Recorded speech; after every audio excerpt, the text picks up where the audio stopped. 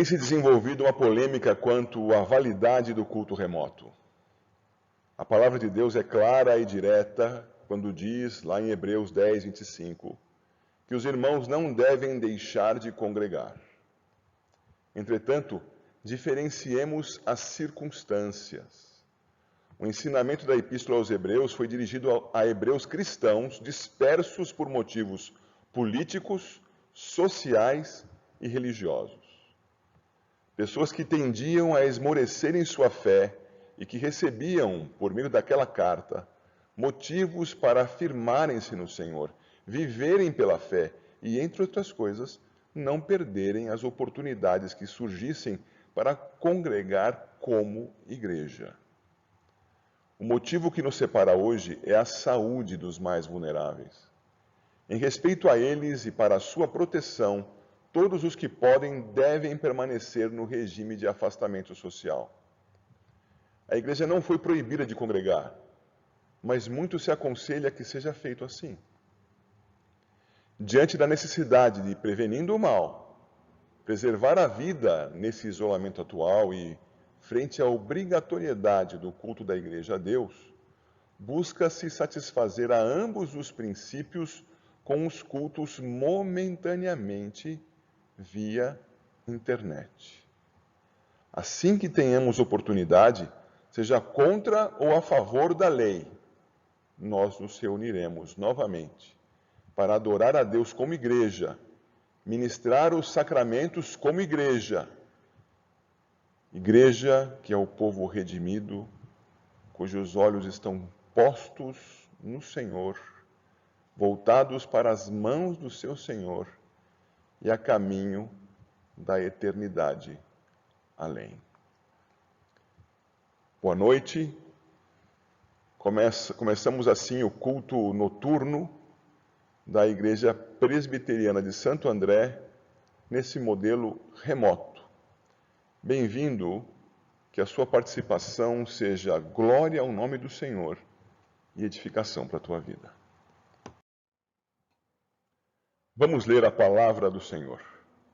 Pegue a sua Bíblia, espero que junto com a tua família, e abra lá no Salmo número 9. Salmo 9. Esse texto será lido na sua íntegra, versículos 1 ao 20. Salmo 9. Acompanhe a leitura aí. Ao mestre de canto, segundo a melodia, a morte para o filho, Salmo de Davi. Louvar-te-ei, Senhor, de todo o meu coração. Cantarei todas as tuas maravilhas. Alegrar-me-ei e exultarei em ti. Ao teu nome, ó Altíssimo, eu cantarei louvores. Pois, ao retrocederem os meus inimigos, tropeçam e somem-se da tua presença. Porque sustentas o meu direito e a minha causa. No trono te assentas e julgas retamente. Repreendes as nações, destróis o ímpio, e para todo o sempre lhes apagas o nome. Quanto aos inimigos, estão consumados. Suas ruínas são perpétuas. Arrasaste as suas cidades. Até a sua memória pereceu. Mas o Senhor permanece no seu trono eternamente, trono que erigiu para julgar. Ele mesmo julga o mundo com justiça, administra os povos com retidão. O Senhor é também alto refúgio para o oprimido, refúgio nas horas de tribulação. Em ti, pois, confiam os que conhecem o teu nome. Porque tu, Senhor, não desamparas os que te buscam. Cantai louvores ao Senhor que habita em Sião. Proclamai entre os povos os seus feitos, pois aquele que requer o sangue, lembra-se deles e não se esquece do clamor dos aflitos. Compadece-te de mim, Senhor.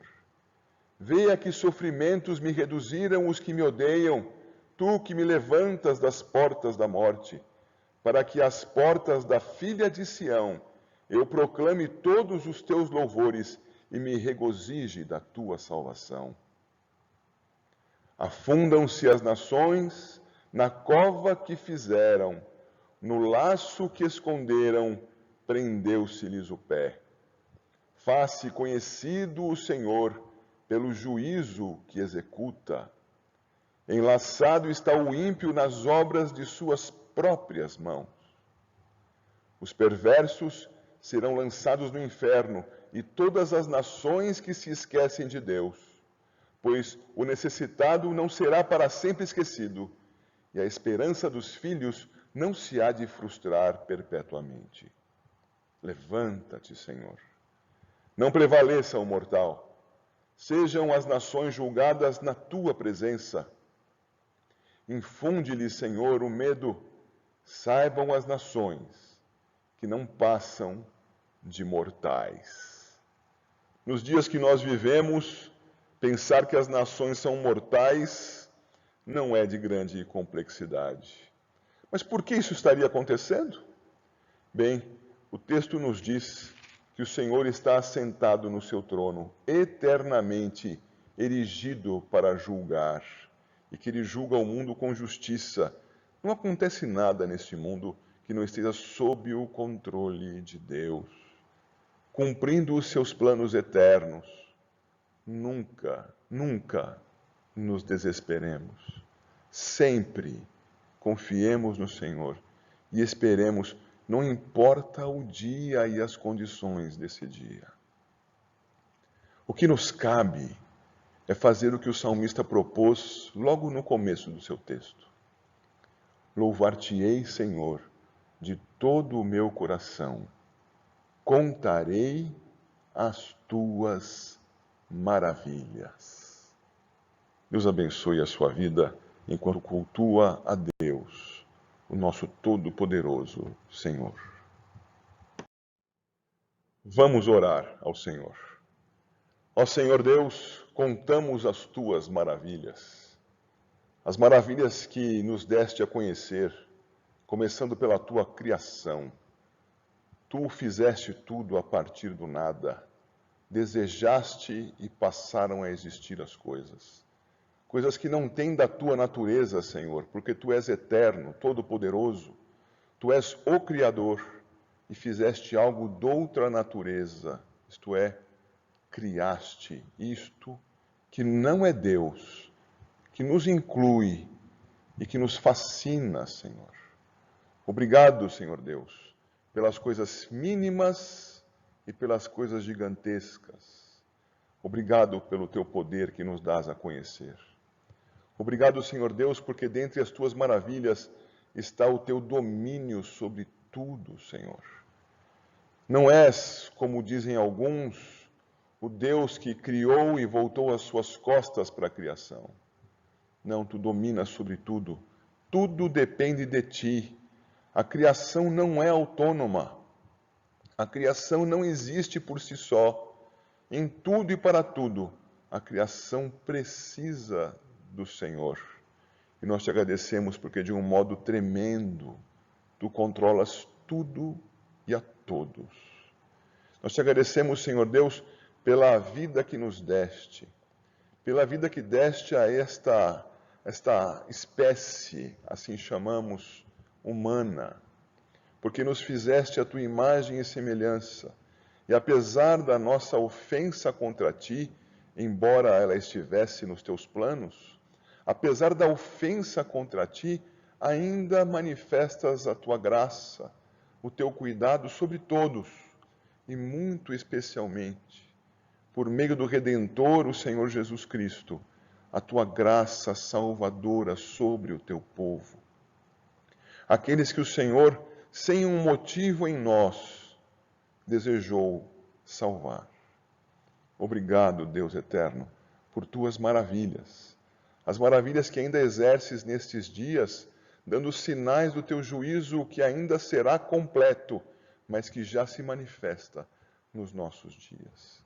Obrigado, Senhor Deus, por tuas maravilhas. Recebe a adoração do teu povo, Senhor, em tantas outras circunstâncias, lugares e condições que o teu povo agora se recorda aquelas que o Senhor mostrou que agiu, aquelas sobre as quais o Senhor demonstrou o teu poder e que nós pudemos notar. Obrigado, Deus, por tuas maravilhas. Seja exaltado e adorado e engrandecido em nome do Senhor Jesus. Amém. Este hino, o 19 dos nossos hinários, Rei Sublime, trata um pouco disto que acabamos de ver no Salmo e que fez parte da nossa oração. Vamos cantar ao Rei Sublime, hino 19.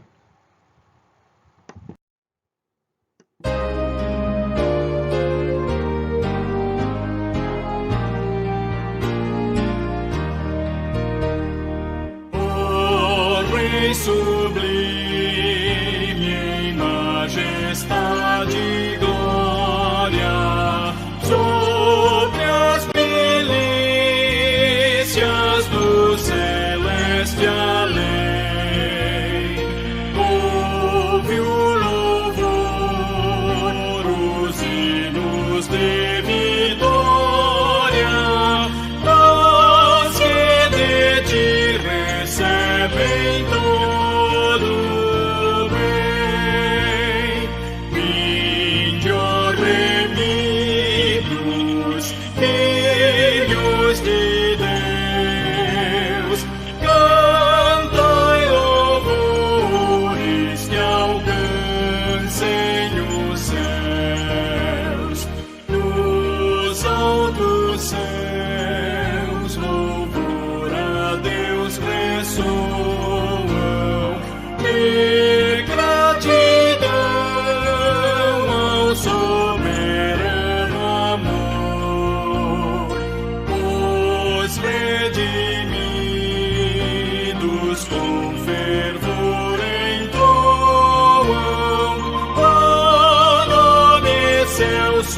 do seu benfeitor.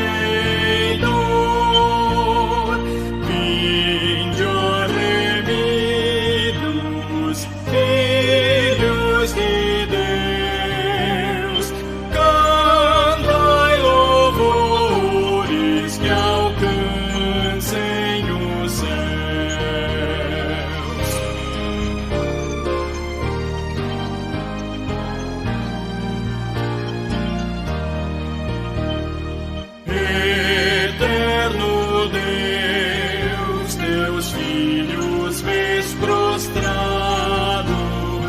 Perante o brilho da superna luz, pois do pecado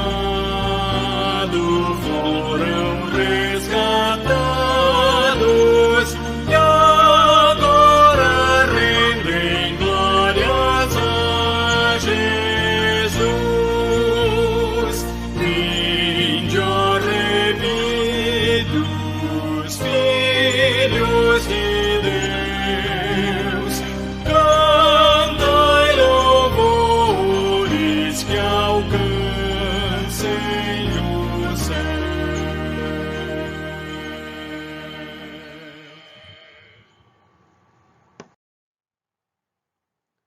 Vamos estudar agora a palavra de Deus.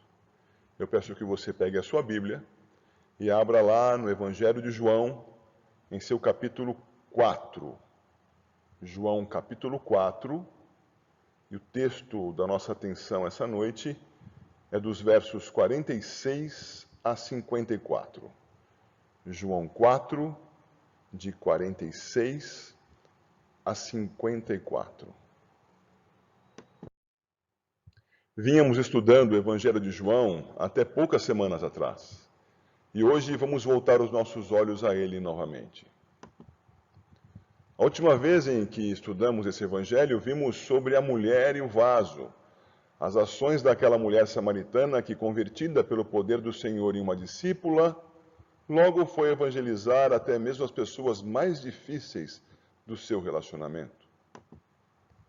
Hoje, pelo texto de João 4, de 46 a 54, vamos aprender sobre o segundo sinal, feito por Jesus Cristo, conforme o registro significativo do discípulo e apóstolo João. Vamos ao texto.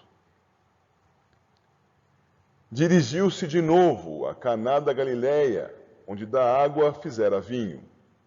Ora, havia um oficial do rei cujo filho estava doente em Cafarnaum. Tendo ouvido dizer que Jesus viera da Judéia para a Galileia, foi ter com ele e lhe rogou que descesse para curar seu filho que estava à morte. Então Jesus lhe disse: Se porventura não virdes sinais e prodígios, de modo nenhum crereis. Rogou-lhe o oficial: Senhor, desce antes que meu filho morra. Vai, disse-lhe Jesus, teu filho vive. O homem creu na palavra de Jesus e partiu. Já ele descia quando seus servos lhe vieram ao encontro, anunciando-lhe que o seu filho vivia. Então, indagou deles a que hora o seu filho se sentira melhor. Informaram: ontem, à hora 7ª, a febre o deixou. Com isto, reconheceu o pai ser aquela precisamente a hora em que Jesus lhe dissera: teu filho vive. E creu ele e toda a sua casa. Foi este o segundo sinal que fez Jesus, depois de vir da Judéia para a Galiléia. Essa história verdadeira começa à maneira jornalística. João nos diz onde aconteceram os fatos, quem participou deles e por qual motivo essa pessoa esteve perante o Senhor Jesus. Vejamos. Onde aconteceu essa história? Aconteceu em Caná da Galileia, o mesmo lugar onde o Senhor havia transformado água em vinho, o mesmo lugar onde o Senhor realizou o seu primeiro sinal significativo que demonstrou ser ele Senhor da matéria e das emoções, da criação e das instituições, Senhor do mundo e de si mesmo. Ele voltava à cidade onde realizara o seu primeiro sinal. Quem participou dessa história? Um oficial do rei. Isso pode apontar tanto para alguém de alta patente militar, como para alguém elevado em sua posição perante o rei. Note-se que esse rei era um dos descendentes de Herodes o Grande, que reinara quando do nascimento de Jesus entre os homens. Aqui, um dos tetrarcas, Herodes Antipas, que dominava sobre aquela região, a Galileia, sob a autorização do dominador romano. Seu nome não é citado. Importa, além de demonstrar que o Senhor já era conhecido da casa real, como registra Lucas, lá no capítulo 23, verso 8 do seu evangelho, Herodes, vendo a Jesus, sobremaneira se alegrou, pois havia muito queria vê-lo, por ter ouvido falar a seu respeito, esperava também vê-lo fazer algum sinal. Ele, então, conhecido daquela casa, era agora chamado para demonstrar a extensão do seu poder. O segundo sinal mostrou mais da extensão do poder do Senhor, que já era conhecido sobre a criação, sobre as pessoas e sobre as suas emoções. Mas algo mais seria exposto aqui. Seguindo naquela sequência jornalística, vamos à terceira pergunta. Por qual motivo aquele oficial do rei foi buscar o Senhor? O homem foi pedir uma visita de Jesus à sua casa e família em Cafarnaum. A questão era dupla. Cafarnaum distava de Caná cerca de 25 quilômetros. E em sua casa estava o seu filho à morte. Tendo localizado o seu leitor, João passa agora a narrar o conteúdo da sua história. O Senhor o recebeu aquele homem, aquele oficial do rei. Ouviu o seu pedido duplo e lhe apresentou uma prova envolta numa censura. Disse ele: se porventura não virdes sinais e prodígios, de modo nenhum crereis. Está lá no verso 48. Nosso Senhor Jesus tinha razão em pensar assim. Como recordamos há pouco, Herodes Antipas, judeu e rei dos judeus, queria que o Senhor lhe fizesse um sinal, lhe desse uma demonstração de poder naquele momento em que ele estava preso e às vésperas da cruz. Sabemos do argumento de Paulo aos Coríntios quanto à busca dos gregos por sabedoria e a dos judeus por sinais. Realmente os judeus queriam ver sinais. E o Senhor Jesus provava aquele homem com suas palavras duras para fazer surgir nele algo mais que um desejo assim vazio. O homem insistiu. Não eram sinais o que ele buscava. Ele buscava o Senhor da vida. Senhor, desce antes que meu filho morra. Era um pedido de um pai cheio de amor por seu filho e que tinha em Jesus a sua última esperança.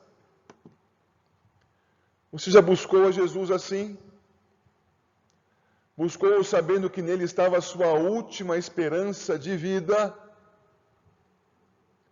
Aquele homem agiu assim.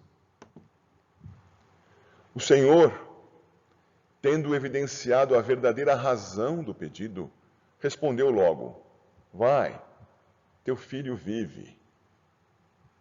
Desse modo, ele atendeu a apenas um dos pedidos daquele pai e o privou de ver qualquer sinal ou maravilha brotar das suas mãos, das mãos de Jesus.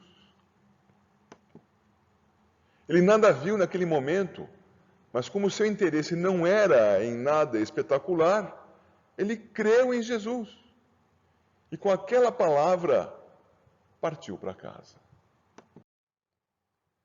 Nós vivemos assim em nossos dias. Sem ver os sinais milagrosos de Cristo, nós cremos nele. O Espírito Santo nos moveu a uma fé que não depende de ver. Cremos em Jesus Cristo e no que ele disse que faria apenas porque essa foi a sua palavra. E com a palavra ficamos satisfeitos, graças a Deus. Aquele homem foi embora, crendo na palavra de Jesus. E notemos, não há sinal de surpresa em suas palavras quando os seus servos lhe trazem a notícia da cura de seu filho. Ele apenas lhes perguntou a que horas o menino havia melhorado, confirmando que havia sido no mesmo momento em que o Senhor lhe dissera: vai, teu filho vive. Veja o texto mais uma vez, por favor, verso 51. Já ele descia quando seus servos lhe vieram ao encontro, anunciando-lhe que o seu filho vivia. O que se esperaria de um homem que estivesse ainda tenso, preocupado, em dúvidas quanto à ação do Senhor? Que saísse pulando, gritando, dizendo: meu filho vive, que maravilha! Mas não, veja o verso 52. Então, indagou deles a que hora seu filho se sentira melhor. Ele sabia, ele cria na palavra do Senhor. E nessa confiança é que ele recebe a notícia, não como uma novidade, mas como uma informação que confirmava aquilo que ele já sabia que iria acontecer. Com isso, aquele homem pôde comprovar o senhorio de Jesus em mais dois aspectos. Jesus é o Senhor do espaço, pois para ele não há distância, não há obstáculo. Jesus é o Senhor da vida, pois concedeu a um moribundo a cura para além das possibilidades e esperanças comuns. Ele, que creu em Cristo, e toda a sua casa creram agora juntos no Redentor, no Messias, no verdadeiro Rei de Israel. Com um segundo sinal, o Senhor expôs mais da sua autoridade messiânica para aqueles do seu tempo. Como ficamos nós hoje? Tantos estão desanimados, abatidos pela distância da igreja e dos irmãos. Tantos estão tristes e temerosos quanto à própria vida. O Senhor Jesus não tem obstáculo na distância. O Senhor Jesus é suficiente para mais que esta vida temporal. Crer nele é sinal de vida eterna, vida abundante, de rios de água viva. Que o segundo sinal registrado por João sobre o Senhor Jesus desperte e console o teu coração para a glória de Deus. Amém. Em nossa vida, nada importa mais do que termos comunhão com Deus. Nada é mais importante do que termos paz com Ele e vivermos aos seus pés, adorando-o, servindo-o. Isso em cada situação da nossa existência. A comunhão com o Senhor é o que é destacado nesse hino 111. Comunhão divina. Comunhão com aquele a quem não vemos, mas para quem a distância e as condições materiais não são significativas. Ele as transpõe. Ele vai além. Pode crer no Senhor. Ele é o Senhor da vida. Ele é o Senhor sobre o espaço. Vamos cantar. Comunhão divina.